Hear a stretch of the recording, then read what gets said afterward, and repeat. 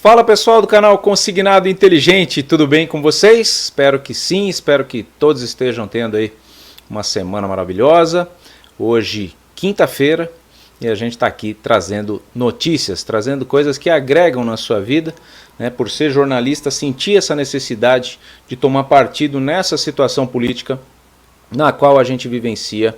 É um jornalismo muito enviesado, não é mesmo? Se você quer assistir coisas ou notícias da direita, você assiste Jovem Pan. Se você quer assistir notícias que te agradem falando mais para o lado da esquerda, Globo News. E se você quer ficar numa centro aí, temos a CNN, mas partindo para uma centro-esquerda. Isso tudo me incomoda muito, porque quando eu fiz a minha faculdade ali de 4 anos, eu entendi que o jornalista ele tem que deixar o povo ter a sua opinião em relação a todos os assuntos. E hoje essa politização que aconteceu aqui no nosso país faz com que você se ofenda quando assiste uma notícia que não agrada muito ao seu ouvido, porque você é direita, porque você é esquerda. E eu não acho isso correto. Eu acho o correto a gente trazer uma visão imparcial e deixar que você decida, né? Eu não estou aqui para agredir o ouvido de ninguém, não estou aqui para mudar a opinião de ninguém, porque eu acho que a coisa mais chata na vida são pessoas que querem mudar a sua opinião, né? Se você tem a religião A, B ou C, vem o da religião D, E ou F e quer que você mude para aquela religião. Se você torce para o Corinthians, vem o palmeirense querendo falar que o Palmeiras é melhor para você mudar. Isso não acontece, né? Então ninguém vai mudar ninguém, as concepções estão aí, só que eu tenho que ter a minha obrigação jornalística de passar essa percepção para vocês. Então, atendendo a muitos pedidos, eu trago sim agora um jornalismo opinativo, né, com base no que eu acredito, com base nas minhas crenças, mas você não é obrigado a assimilar esse conteúdo ou a mudar de opinião por conta da minha, mas eu vou tentar o possível para nunca ser enviesado para o lado A, B ou C. Se o político da esquerda fizer algo bom pelo nosso país, ótimo, a gente vai falar. Se ele fizer algo ruim, a gente vai falar também. O da direita, a mesma coisa. Aqui é um canal sem partidos, tá? Nós somos apartidários, somos sim preocupados com a situação atual, né? Tivemos que fazer o nosso voto ali, né, entre a escolha da polarização extrema esquerda e extrema direita, como estávamos, e vamos trazer todas as percepções para vocês. Então tem conteúdos que eu gosto muito de assistir e eu vou compartilhar com vocês e venho fazendo as análises na sequência. O que é muito importante é que você entenda a importância dessa independência, né, que o YouTube permite a nós jornalistas. Então eu peço muito que você deixe o seu joinha, comente aqui no chat, que costuma pegar fogo com as opiniões de vocês. E principalmente, se inscreva no canal, ative as notificações, que aí sempre você vai estar aqui fazendo parte dessa família do canal Consignado Inteligente e dos debates que a gente tem aqui de forma completamente democrática e livre. Eu tento liberar todos os comentários, desde que não sejam ofensivos, não tenham ameaças e não ofendam família, valores nos quais a gente preserva aqui no nosso canal, tá bom? Fora isso, você tem a liberdade total para deixar aqui a sua opinião e na verdade é isso que faz ser legal os vídeos aqui do nosso canal. Na verdade vira um grande bate-papo e o vídeo acaba ficando totalmente em segundo plano. Eu trouxe aqui para vocês um vídeo do Alexandre Garcia, que é um jornalista que eu admiro desde criança, né? Lembro muito das crônicas dele no Fantástico e faço questão de sempre trazer e depois a gente vai comentar o que o Alexandre está trazendo em relação à CPMI ou à CPI dos atos do dia 8 de janeiro. E eu quero a sua opinião em relação a tudo que ele for falando, beleza? A gente vai assistir aqui junto e na sequência eu venho colocando as minhas opiniões e as minhas considerações. Quero a sua participação nesse chat, vamos bombar, vamos bater 10 mil joinhas aí, eu conto com você, vamos que vamos. Fala, Alexandre, o que aconteceu, meu querido, diretamente de Brasília? Então, vamos à gravação do comentário. Antes disso, não esqueça de se inscrever se ainda não fez isso. E ao final de deixar o seu gostei ou não gostei. Vamos lá.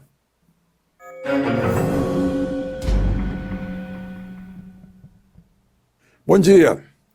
Juscelino Filho, depois de ter asfaltado uma estrada que dá acesso à sua fazenda quando era deputado federal, com verba dos nossos impostos, depois de ter posto, segundo o Estadão, seu patrimônio não declarado a Justiça Eleitoral seu patrimônio equino em nome de Laranjas, e depois de ter como ministro usado um jatinho da Força Aérea para passar por Anatel e agências de telecomunicações e ir a um leilão no interior de São Paulo de cavalo. Depois de tudo isso, está tudo bem com o presidente Lula. Ele teve o seu, em 65 dias de governo, 65 dias de ministro, o primeiro encontro com o presidente da República, para absolvê-lo de qualquer culpa. O presidente Lula aceitou tudo em nome do apoio do partido dele, o União Brasil, no Senado, onde a União Brasil tem 11 senadores, e na Câmara, onde a União Brasil tem 59 deputados, e, portanto, é a terceira bancada no Congresso Nacional. O líder na Câmara do União Brasil, o Elmar Nascimento, deputado Elmar Nascimento, disse que não, a União Brasil está independente do governo. Ora, não dá para acreditar, porque a União Brasil tem 2 ministros, além do ministro das Comunicações, a ministra do Turismo. Então não é independente. O presidente Lula fez vista grossa, né? Uma porque talvez ele ache mesmo que não tem problema nenhum, e outra porque ele precisa dos votos da União Brasil na Câmara e no Senado. Inclusive, foi um deputado do União Brasil, do Rio de Janeiro, que retirou a assinatura, junto com outro do MDB de Goiás, que retirou a assinatura dessa CPI, que eu não entendo por que o governo não quer investigar os atos de 8 de janeiro. Quer que isso fique um mero caso policial de delegacia de polícia, e não é. Foi um grande acontecimento político, em que turbas de vândalos invadiram as sedes dos 3 poderes de uma vez só, numa mesma tarde de um mesmo dia, 8 de janeiro. Foi um acontecimento político noticiado no mundo inteiro. Superou a simples invasão do Legislativo do Capitólio. Foi como se nos Estados Unidos tivessem invadido ao mesmo tempo a Casa Branca, o Capitólio e a Suprema Corte. Meu Deus! Não é só um caso de polícia, é um caso político, em que é preciso investigar as causas, as raízes, né?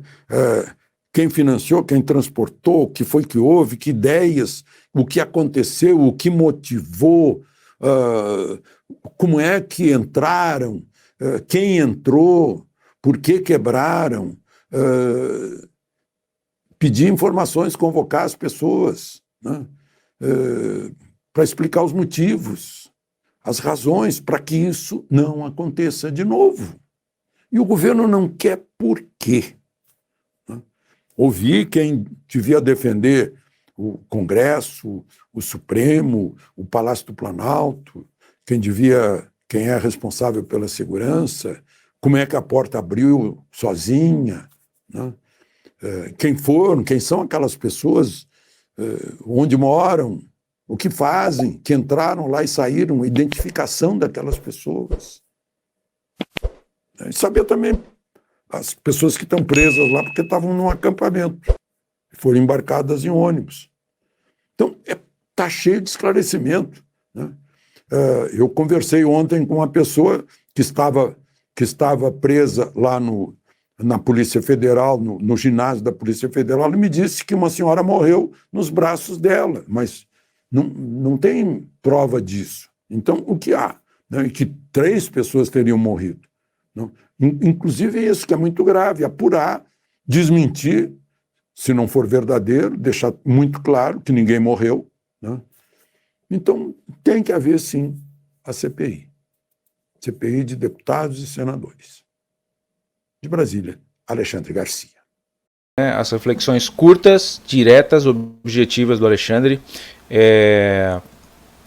Eu venho aqui trazer essa reflexão para vocês, agora em tela cheia. Vamos dar uma olhadinha nessa matéria aqui. O que é muito estranho é que quando aconteceu a invasão no dia 8 de janeiro, todo mundo ficou ali, né, golpistas, terroristas, bandidos, e de repente o pessoal, o Lula apareceu, né, deu o depoimento ali do que ele achou que ele devia fazer, ele fez a intervenção, afastou o governador do Distrito Federal. E a gente falou, pô, beleza, né, prendam, são vândalos, né. Eu tenho um posicionamento direita, né, não sou fã do Bolsonaro, não sou extrema direita, sempre fui direita, né, os meus valores familiares são direita. Acho bom externar isso aqui, não quero mudar a sua opinião, se você é de esquerda, respeito e faça com que eu entenda o seu posicionamento em toda essa situação, tá? Isso que eu peço aqui no chat. Não critico você, não condeno, converso, sou amigo de muitas pessoas de esquerda, tá? Consigo entender, de extrema esquerda e de extrema direita é difícil ter um diálogo, mas de direita e de esquerda nós conseguimos aí trocar uma figurinha e tentar chegar num meio termo. Mas nessa situação aqui fica difícil chegar num denominador comum, por quê? Matéria aqui do Estadão, tá? Eu vou deixar eu até um pouquinho menor, vou colocar aqui para vocês poderem ler, para não achar que a gente está tentando manipular a informação, né? Aqui, ó. Lula coloca sob sigilo a íntegra das imagens dos ataques golpistas do Planalto. Vamos lá. O governo de Luiz Inácio Lula da Silva, por meio do Gabinete de Segurança Institucional, se recusou a compartilhar a íntegra das imagens dos ataques golpistas do Palácio do Planalto feitas pelas câmeras internas do prédio. O sigilo foi decretado após um pedido de Lei de Acesso à Informação feito pela Folha de São Paulo. Segundo a argumentação do GSI, liderado pelo general Gonçalves Dias, não é razoável o compartilhamento da íntegra das imagens por expor informações, métodos, equipamentos, procedimentos operacionais e recursos humanos da segurança presidencial. Dessa forma, presente pedido de informação não pode ser atendido, haja vista que as imagens do sistema de vídeo monitoramento do Palácio do Planalto são de acesso restrito, considerando que a sua divulgação indiscriminada traz prejuízos, vulnerabilidades para a atividade de segurança das instalações presidenciais, diz a resposta. Caso seja facultado o acesso às informações solicitadas, a eficiência como princípio constitucional da administração pública e o interesse público de prevenir ações adversas contra as autoridades protegidas pelo GSI do Paraná ficam desamparados. Anteriormente, um recorte editado das imagens foi divulgado de forma oficial pelo governo. O conteúdo obtido inicialmente pelo programa Fantástico da TV Globo foi compartilhado com toda a imprensa. Nos trechos não era possível analisar uma suposta omissão das forças de segurança que teriam eventualmente favorecido a entrada dos golpistas. O sigilo imposto à íntegra das imagens diverge da posição apresentada pelo presidente Lula durante a campanha, quando fez críticas severas à ocultação de informações do governo anterior. Em diversos discursos, o petista defendeu que no seu governo o cenário seria mais transparente. E aí a conclusão diz que, na prática, esta não foi a primeira negativa do governo, que contraria o discurso da campanha. No início da gestão foi decretado sigilo sobre a lista de 3.500 convidados que participaram do coquetel de posse do Itamaraty no dia 1º de janeiro. Em resposta a um pedido feito pela Vista Veja por meio da Lei de Acesso à Informação, o Ministério das Relações Exteriores disse que a lista tem caráter reservado posteriormente, diante da repercussão negativa da lista que foi divulgada. A gente sabe, né, que nessa cerimônia de posse foi organizada pelo Cacai, que é um empresário lá de Brasília, que tem um relacionamento absurdo com o PT.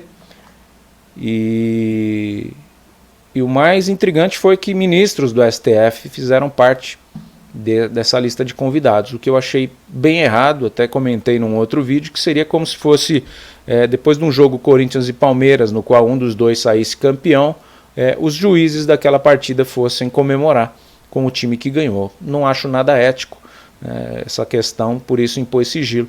Então é muito complicado no caso do Lula, porque ele exigia essa transparência do Bolsonaro e hoje ele está indo por um caminho até mais tortuoso, porque ele mesmo foi quem acendeu a luz para que sejam apurados os fatos de 8 de janeiro e agora ele vem com esse pedido de sigilo das imagens, dizendo que pode afetar o sistema de segurança, essa conta não fecha, né? E o pior de tudo, estão ventilando por aí que essa manifestação do dia 8 de janeiro teria sido começada, tá? Ninguém está falando que quem estragou ali as obras de Cavalcante, as obras lá de Brasília, todo aqueles monumentos históricos que tinham ali dentro, né?